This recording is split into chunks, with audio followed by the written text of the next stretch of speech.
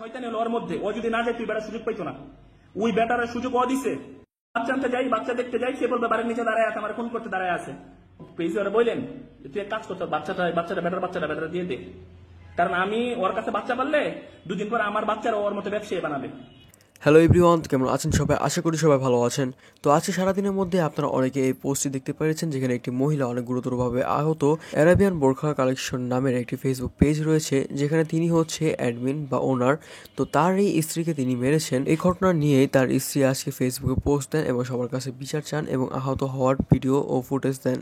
তো তার সাথে সাথে সেটি হয়ে যায় ভাইরাল। এখন যারা যারা ঘটনা জানেন না তারা আমার আগে ভিডিও দেখে আসবেন। তার আগে আমি বলে দিই, আপনারা কখনো একদিক থেকে কথা শুনবেন না, 2 দিকের আগে শুনবেন, তারপর কিছু যাচাই বাছাই করবেন। যেমনটা আজকে তার স্ত্রী সবাইকে বলতেছিল তার উপরে নাকি অনেক অত্যাচার ও মারা হয়েছে।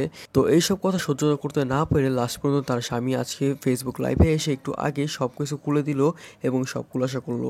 তো কি বললো তিনি এই ভিডিওতে সব আমরা বলবো, তো ভিডিও সব স্কিপ না করে দেখতে থাকুন। তো রয়া তাসনিম নামের পোস্টের মাধ্যমে এক পক্ষের কথা শুনলেও কিছুক্ষণের আগে তার হাজব্যান্ড রনি লাইভে এসে এবং অনেক ব্যাপারে খোলাসা করেন। তার লাইভের মধ্যে তিনি যে মেন পয়েন্টের কথা বলে সেগুলো আমি বলছি। সে জানায় যে সে তাসনিমের গায়ে হাত তুলছে, কিন্তু সেটা পোস্টে যেমন বলা হয়েছে এমনভাবে সে মারেনি। তার এই অবস্থার জন্য সে দায়ী না এবং আগের 3টা বিয়ে গোপন রেখেছে। তারপর সে রনির সাথে বিয়ে করেছে এবং রনি তার ব্যাপারে কিছুই জানতো না। বিবাহিত অবস্থায় আগে স্বামীর সাথে হাতে নাতে ধরা খায় এবং সে আলাদা হয়ে যায়। যাওয়ার পর রনির ছেলে এবং তার ঘরের ফার্নিচার নিয়ে যায়। রনির বক্তব্য অনুযায়ী মূলত পরকীয়ার কারণে আজকে রয়া তাসনিমের এই অবস্থা। তো রয়া তাসনিম যা করে সেটি আপনারা আজকে সকাল থেকে অর্থাৎ দুপুর থেকে দেখতে পারছেন। তো যারা জানেন না, ভিডিও লাস্ট টাইম দিয়ে দেবো, সেই ভিডিও দেখে নেবেন সম্পূর্ণ ঘটনা জানার জন্য। তারপর রয়া তাসনিম যে স্ট্যাটাস দিয়েছিল সেটি নিয়েও সে বলে, যেখানে সে ভিকটিম কার্ড শুধুমাত্র প্লে করেছে আর কিছুই না। সে ফেসবুকে কিছু ছবি দিছে, সে মেডিকেলে, হ্যাঁ, সে ব্যথাটা পাইছে, ব্যথার পুরো ইচ এন্ড এভরিথিং আপনারা জানেন। সে তার আগের বিয়েগুলো আমার কাছে কেন গোপন করলো? আমি তো আমার বিয়ে তার কাছে প্রকাশ করছি। এখানে শুধুমাত্র রয়ার কথা শুনলে হবে না, কারণ সে মেয়ে, এই জন্য সবাই তার কথা হয়তো বা শুনছে।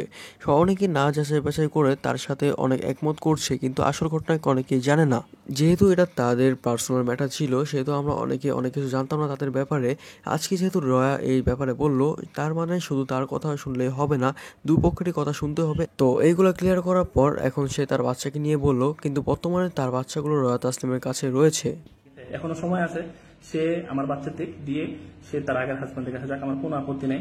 আপনাদের কাছে বিচার দিছে, আপনারা জাতির ভবিষ্যৎ, আপনারাই অনেক কিছু ফয়সালা করেন, ঠিক আছে। তিনি শেষমেশ শুধু এটাই বললেন যে তিনি তার সন্তানদের ফিরে পেতে চাচ্ছেন, আর কিছু চান না তিনি।